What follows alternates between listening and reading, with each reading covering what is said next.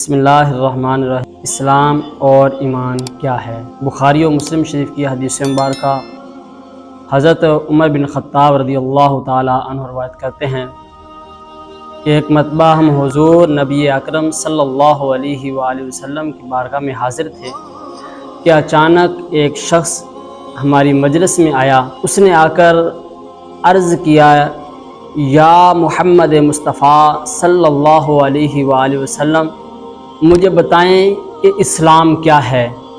تو آپ نے فرمایا، اسلام یہ ہے کہ تو اس بات کی گواہی دے کہ اللہ کے سوا کوئی معبود نہیں اور محمد صلی اللہ علیہ وآلہ وسلم اللہ کے رسول ہیں، اور تم نماز قائم کرو اور زکوٰۃ ادا کرو، رمضان شریف کے روزے رکھو اور استطاعت رکھنے پر حج بیت اللہ کرو۔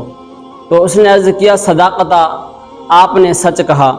حضرت عمر بن خطاب فرماتے ہیں کہ ہم تعجب میں پڑ گئے کہ خود ہی سوال کرتا ہے اور خود ہی اس کی تصدیق بھی کر رہا ہے۔ تو پھر اس نے عرض کیا کہ آپ مجھے یہ بتائیں کہ ایمان کیا ہے؟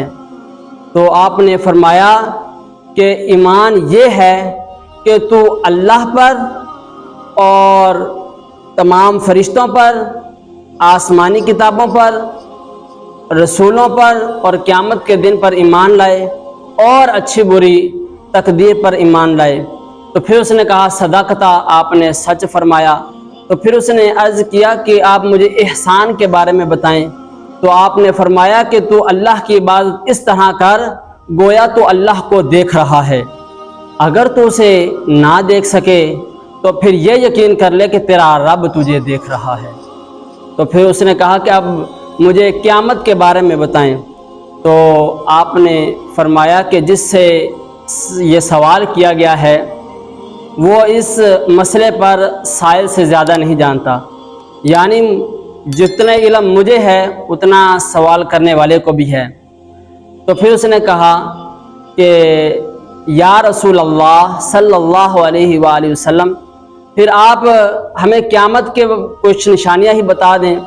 تو آپ نے فرمایا کہ قیامت کی علامات یہ ہیں کہ ایک نوکرانی اپنے مالکہ کو جنم دے گی، یعنی کہ بیٹی اپنے ماں کے ساتھ نوکرانیوں والا سلوک کرے گی، اور وہ برہینہ پاؤں، ننگے بدن، مفلس چرواہے اونچے اونچے محلات پر فخر کرے گی۔ اس کے بعد وہ شخص چلا گیا۔ تو حضرت عمر بن خطاب فرماتے ہیں، میں اس کے بعد ٹھہرا رہا۔ تو اس کے بعد حضور پاک نے فرمایا کہ اے عمر، جانتے ہو کہ یہ کون شخص تھا؟ تو فرماتے ہیں، میں نے عرض کی کہ اللہ اور اس کے رسول ہی بہتر جانتے ہیں۔ تو آپ نے فرمایا، یہ جبریل تھے جو تمہیں تمہارا دین سکھا رہے تھے۔ تو دیکھو کتنا یہ مقدس دین ہے کہ جو اللہ کے اولو العزم فرشتے جبریل علیہ السلام بھی سکھا رہے ہیں، اور حضور پاک نے بھی اپنی ساری زندگی ہم تک دین پہنچانے میں گزار دی۔ تو ہمیں چاہیے کہ ہم علم دین سیکھیں۔